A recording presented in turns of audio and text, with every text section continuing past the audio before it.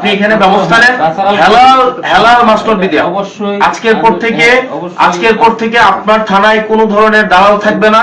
আপনার থানায় কোনোভাবেই এই হালাল বা হেলালদের মতো যে গংরা আছে তারা থাকবে না, এবং সে বিষয়ে আপনি ব্যবস্থা নেন। এখন আমি জিনিসটা যদি এখানে প্রত্যেকটা জার্নালিস্ট আছে, এখানে অন্তত 15 জন জার্নালিস্ট আছে, একজন জার্নালিস্ট যদি আমার সাথে ডিফার করে, আমি এই বিষয়ে আমি আর কোনো কথা বলবো না। একজন জার্নালিস্ট যদি ডিফার করে, এবং আমি থার্ড পার্টি ইনভেস্টিগেট করছি এখানে, এবং ইভেন আমি মানে ট্রেন্ড যারা প্রফেশনাল আপনার সিভিল সার্ভিসে ছিলেন, পুলিশ সার্ভিসে ছিলেন, তাদেরকে দিয়ে আমি ইনভেস্টিগেট করাইছি। আমি আপনাকে অনেক কিছুই আমার এই দিনটার জন্য আমি অপেক্ষা করছি, যে একটা লিগ্যাল জায়গা থেকে আমি এটাকে প্রসিড করব। এমনও হয়েছে আমি নিজে ইচ্ছা করে আমি কাউকে পাঠাইছি মামলা করার জন্য বা কোনো একটা অভিযোগ দায়ের করার জন্য, আমার কাছে ভিডিও আছে, আমি এগুলো সোশ্যাল মিডিয়াতে নিয়ে আসবো। আমি ইচ্ছা করে পাঠাইছি একদম স্ক্রিপ্টেড, যে আপনি থানায় যান, একটা অভিযোগ নিয়ে যান, দেখেন প্রসিডিংসটা দেখেন আপনি। এবং এখানে হেলাল ছাড়া এখানে কোনো থানায় কথাই চলে না। আপনি আপনার জায়গা থেকে যেভাবে দেখতেছেন, থানার ভিতর থেকে আপনি দেখতেছেন, এটা আমি দেখতেছি সাধারণ মানুষের জায়গা থেকে। সেই জায়গা থেকে এটা আপনি আজকের পর থেকে, এই মুহূর্ত থেকে থানার মধ্যে কোনো দালাল থাকতে পারবে না। এবং আপনার সেকেন্ড অফিসার যিনি আছেন, উনাকে সাথে নিয়ে বসেন।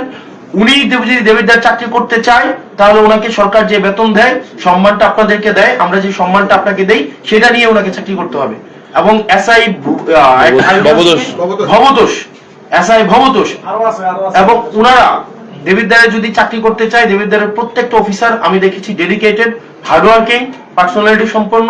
এখানে কিছু আপনাদের মানে ওই অফিসারদের মধ্যে কিছু অফিসার আছে যারা হচ্ছে মোরাল ডিগনিটি নাই, মোরালি কম্প্রোমাইজড। আপনি তাদের সাথে কথা বলেন, তারা যদি মনে করে যে না এইভাবে চাকরি করতে পারবে না, তাহলে তারা হচ্ছে তাদের আইনগতভাবে যে প্রক্রিয়া করা লাগে, আমি আপনাদের কাছে অনুরোধ করবো আপনারা আইনগতভাবে এই বিষয়গুলো ডিল করেন। এই চ্যাপ্টারটা ক্লোজ করেন। ঠিক আছে, ধন্যবাদ। আমি তাদের নিয়ে বসে আজকে কঠোর ব্যবস্থা নিচ্ছি। আচ্ছা, ধন্যবাদ ওসি সাহেবকে। আমাদের গত 2 মাসের তুলনামূলক অপরাধ চিত্রে দেখা যায় আমাদের জানুয়ারি মাসে হত্যা মামলা একটি বৃদ্ধি পেয়েছে এবং সড়ক দুর্ঘটনা একটি বৃদ্ধি পেয়েছে। আর হচ্ছে মাদক মামলা গত মাসে ছিল 4টি, এই মাসে 6টি হয়েছে, এবং অন্যান্য মামলা মিলিয়ে প্রায় 9টি মামলা। টোটাল গত জানুয়ারি মাসে 20টি মামলা রুজু হয়েছে থানায়।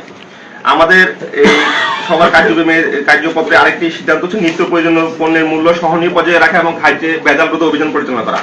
নিয়মিত বাজার মনিটরিংয়ের মাধ্যমে নিত্য প্রয়োজনীয় পণ্যের মূল্য বৃদ্ধির সাথে জড়িত অসাধু ব্যবসায়ীদের চিহ্নিত করে তাদের বিরুদ্ধে আইনগত ব্যবস্থা নিতে হবে। আমাদের উপজেলায় আমাদের এসিডেন্ট মহোদয়ের নেতৃত্বে অলরেডি রমজানকে কেন্দ্র করে অভিযান পরিচালনা করা হয়েছে, এবং গত এখান থেকে 1 সপ্তাহ আগে রমজানের শুরুর প্রথম দিনই প্রায় 33,000 টাকা জরিমানা করা হয়েছে বিভিন্ন অসাধু ব্যবসায়ীকে। আমাদের এই অভিযানগুলো অব্যাহত থাকবে। এদিকে আমরা বিএসটির সাথে কথা বলেছি, বিএসটি থেকে লোক আসলে বিএসটি প্রসিকিউশন নিয়ে আমরা আর অভিযান পরিচালনা করি। এখানে আরেকটা সিদ্ধান্ত আছে সড়ক দুর্ঘটনা রোধে ও যানজট নিরসনে। সড়ক দুর্ঘটনা রোধে নিয়মিত পুলিশি টহল বৃদ্ধি করতে হবে। সড়কের উল্টা পথে যানবাহন চলাচল বন্ধ করতে হবে। যত্রতত্র যাত্রী উঠানামা এবং গাড়ি পার্কিং না করতে পারে এই বিষয়ে প্রয়োজনীয় ব্যবস্থা গ্রহণ করতে হবে। আপনারা জানেন আমাদের এই দেবিদ্বার নিউ মার্কেটের এলাকায় আমরা একটা উচ্ছেদ পরিচালনা করেছি, এবং উচ্ছেদ পরিচালনা করার পরে প্রায় 1 সপ্তাহ পরে আনফরচুনেটলি দেখি এখন আবার কেউ বসা শুরু করে দিচ্ছে জায়গায়, সেই জায়গাগুলো যেগুলো আমরা উচ্ছেদ করেছি সেই জায়গাগুলো।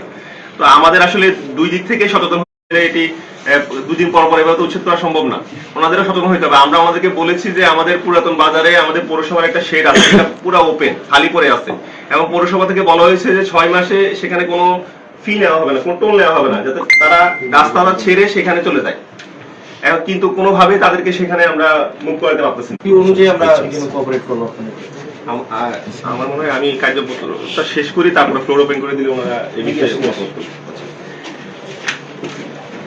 আমাদের আরেকটা বিষয় ছিল মোবাইল কোর্ট পরিচালনা। আমাদের জানুয়ারি মাসে আপনার 20টি মোবাইল কোর্টের মামলা পরিচালনা করা হয়। 20টি মামলায় প্রায় 8,22,400 টাকা জরিমানা করা হয়েছে, এবং 6 জনকে কারাদণ্ড দেওয়া হয়েছে। যেসব আইনে আমরা মোবাইল কোর্ট পরিচালনা করছি হচ্ছে মাদক দ্রব্য নিয়ন্ত্রণ আইন, ভোক্তা অধিকার সংরক্ষণ আইন, বালু মহল এবং মাটি ব্যবস্থাপনা আইন, ইট প্রস্তুত এবং ভাতা স্থাপন আইন, সার ব্যবস্থাপনা আইন এবং পরিবেশ সংরক্ষণ আইন। এই 6টি আইনে আমরা 20টি মামলায় মোবাইল কোর্ট পরিচালনা করি গত মাসে।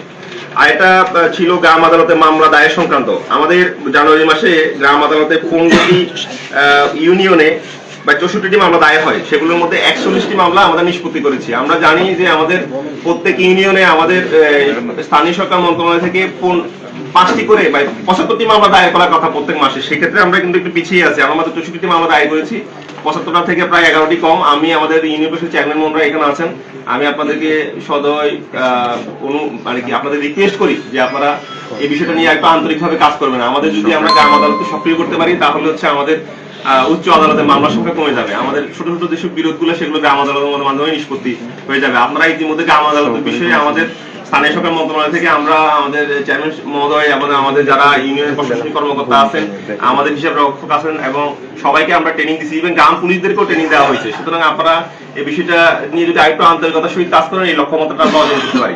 এই ছিল আমার কাছে কার্যপত্র। এবার আমি ফ্লোর ওপেন করে দিচ্ছি। আপনাদের যদি আইন শৃঙ্খলা রিলেটেড কোনো বিষয়ে মতামত থাকে আপনারা বা কোনো পরামর্শ থাকে আপনারা আমাদের এখানে আছেন, আপনারা আপনাদের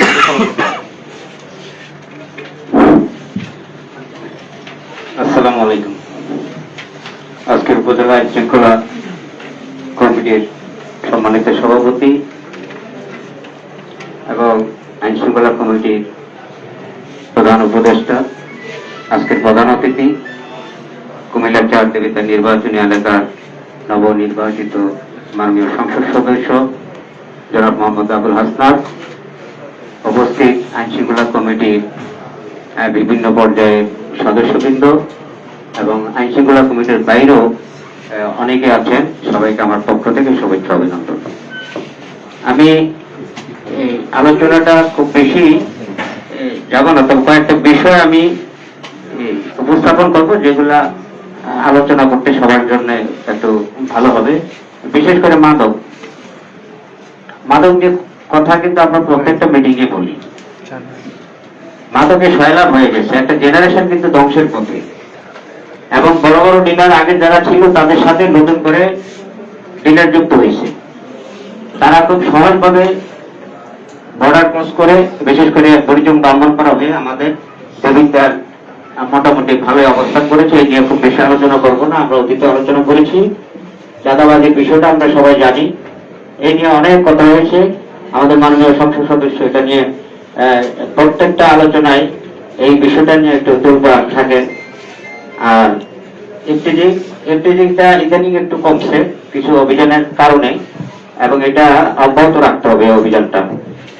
এই 3টা বিষয় আমি খুব বেশি গেলাম না। আরেকটা বিষয় হলো যে আইন শৃঙ্খলা কমিটির যিনি হইলেন এই আমাদের মূল কর্ণধার, বিশেষ করে অফিসার ইনচার্জ, আমি আগেও আবেদন করেছিলাম যে আমাদের আইন শৃঙ্খলার বিষয়গুলো যে গত মাসের এবং আজকের দিন, আজকে কয় তারিখ, 25 তারিখ পর্যন্ত সার্বিক আইন শৃঙ্খলা পরিস্থিতিটা উপস্থাপন করা।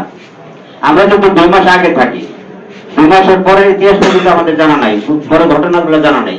এই জন্য আগে আবেদন করছি, আজকেও বলবো, ছোট করে বলবো যে যেদিন মিটিং আমরা শুরু হবে এর আগের দিন পর্যন্ত গত মাস থেকে এই মাসের সাবস্টেন্সটা আমরা দেখতে চাই। আরেকটা বিষয় হলো